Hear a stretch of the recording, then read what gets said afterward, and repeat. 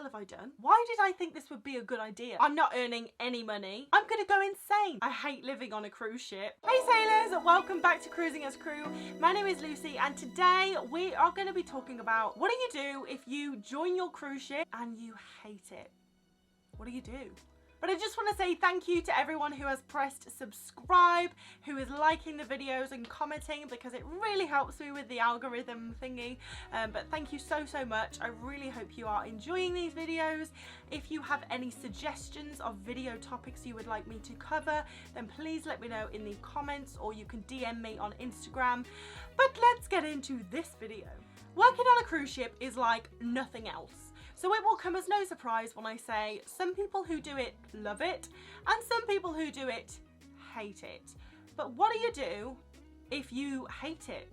Well, the first thing, it's important to remember that there is a massive adjustment period that is needed. Assuming this is your first contract, because why would you go back if you hate it? So it's your first contract, you've probably invested all this money into training, getting a medical to get on this cruise ship, and then you hate it. Trust me, it is completely normal. My first contract, for the first month, I was crying every single day almost. I spent the first month bawling my eyes out, thinking, why did I think this would be a good idea? I haven't got off the ship in a week. Oh my God, I've invested all this money into something I hate. I've never worked this much in my life. I'm not earning any money. I'm gonna go insane. My feet hurt. Yeah, my first month was a ride. There was a lot of emotions and that is completely normal. There are obviously people who go on board ships and they just love it right off the bat, but it's very rare. There's a lot of things to adjust to. And us humans, we're not that keen on change. So having all of this change at once, you're bound to not like it. And I think when we go on these ships, it's quite normal for our family and our friends to really hype it up, like, oh my God, you're gonna love it, you're gonna have a great experience, it's gonna be amazing. So you believe that and you go to these cruise ships thinking that it is going to be nothing but amazing. It's kind of like how people describe uni. You know, they say you're going to go to uni, you're going to have the best time of your life, you're going to make amazing friends. And for some people, they go to uni and they hate it and they don't make amazing friends. And they don't like their course and they end up dropping out. It's a real shock to the system because you're like, everyone told me that I was going to love it. I thought I was going to love it. And it's the same with ships. Everyone says, you know, it's hard work, just like uni is, but you're going to love it, you're going to have the best time. So when you get on this ship and for the first month, you're like, I'm not having the best time. No one is on their first month. For one, your feet are going to hurt because you probably won't be used to working this much. You're learning your new job role. There's going to be a lot of mistakes. There's probably going to be a few tellings off because you're making mistakes because you're learning. You're tired, and everyone knows that if you're tired, emotions are times 10. You know, you can be a little bit sad, but if you're a little bit sad and really tired, then you're almost suicidal. And also you might be adjusting to a time zone, you know, like on my first ship, I went from England to Australia. So for a good 2 weeks, I was tired because I was working loads, but I was also like, I'm just adjusting to the time zone. You're also adjusting to the food in the mess and also the food in the guest areas if you are allowed to eat there, because it's going to be very different from the food that you've been eating at home, and obviously you're putting that into your body, so it is going to affect you somehow. There are going to be a lot of highs and lows, and the highs are going to be really high and the lows are going to be real lows. If you've just got on board, it's your first month or first 2 months and you're hating it, don't quit. Once you get through this uncomfortable phase, and it is really uncomfortable, you are going to start to love it. So I always say to people who are going on a ship, give it at least 2.5 to 3 months, because that's usually the time that you start to enjoy it more, because your body has adjusted to working that much. You've probably made a few friends by then. You've kind of got into the rhythm of how working on a cruise ship is. When you relax a little bit, that's when you really start to enjoy the experience. And I've seen so many people leave after just 1 or 2 months because they were like, this is not for me, I can't deal with this is not what I signed up for.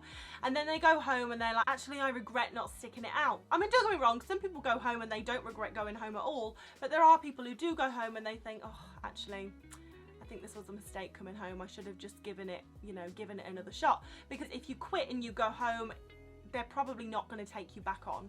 So you kind of only have one shot with that company. Obviously, you know, if you were working in the spa and you quit, you could go and work for shops or something else. A lot quit because they were like, well, I've put all this money into, you know, training, getting my medical and all this energy, and I've come here and I'm not making any money. Especially if you're working for Steiner, you're probably not going to make much money in the first month because you're learning to sell. Obviously this is different if you have done this type of job before, but if you're like myself, who went to Steiner, who had never worked with targets, who had never had to sell before, I mean, it took me a good 2 months until I was making what I would consider good money. And I've made a video on how much I made with Steiner, so I'll link that down below. You have to be patient because you have to develop your skills. It's not very often that people go in and they can sell like £3,000 worth of body oil up front. Like, it's hard and it takes time to get good at it. So you just have to stick with it. And also you want to at least try and make back the money that you spent on training, medical, injection, all of that. Because at least then if you do quit, you haven't really lost anything because you're going home with the same money that you started with, rather than shedding out a load of money on getting to this point and then quitting. It's a waste of money. And the reason that the first few months are the most uncomfortable is because this is where you do a lot of your growing, you know? We don't grow as people in our comfort zones. We grow when we put ourselves in uncomfortable situations. And joining a cruise ship is like, if you put a frog in boiling water, it's gonna jump out. And that's what your urge is gonna be because it's so uncomfortable. You're gonna be like, oh my God, I can't do this. This is not it. But it is it. You just have to give it time. So if you are thinking of joining cruise ships, or if you're due to join a cruise ship in the coming months, then just remember, if you get on there and during the first few weeks or months you're like, I'm not feeling this, it will get better, I promise you. But it is going to be tough for the first few weeks and months because you are adjusting to this brand new lifestyle.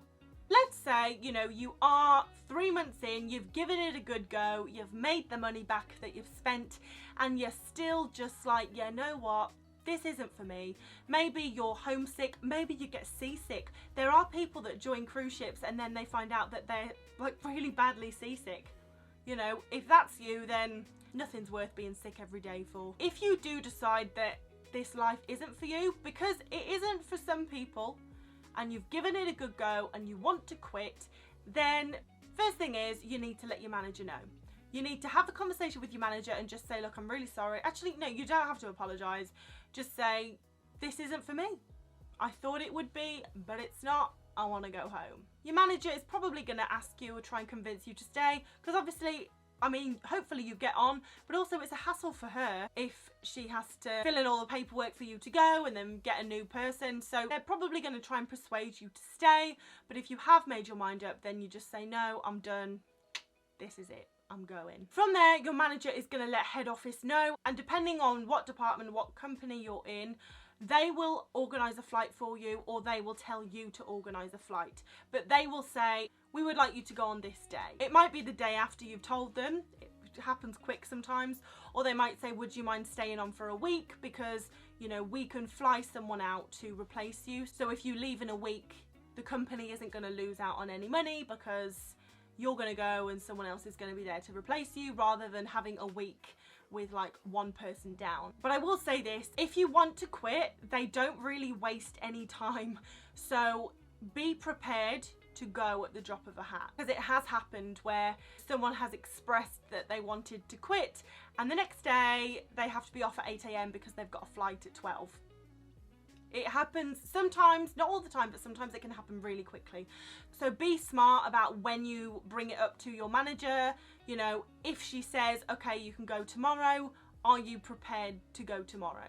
So as I said, either the company will book a flight for you or they will get you to book a flight for yourself. If you have quit, then you will have to pay for your own flights. The company only pays for your flight if you have completed your contract, but if you quit, then you're paying for your own flight home. And this is fine if you live in England and you're in Greece. If you live in England and the ship's in Australia, that's going to be an expensive flight. But if you've made your mind up that you don't care, you just really want to go home, then obviously go home. And then it's just a case of packing up all your stuff, getting ready to go and flying home. You'll get your passport back because the cruise ship keeps your passport while you're on board, so you'll get your passport or your paperwork back and you will disembark the ship and fly home. I just want to urge you to really, really think about it.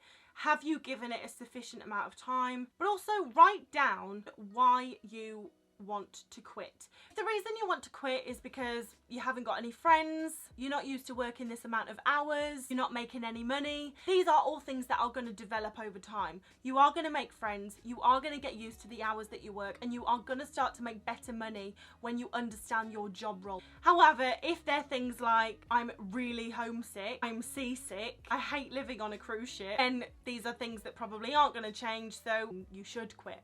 And a lot of people quit without really giving it much thought, and then they go home and obviously have loads of time to think it over and they regret their decision.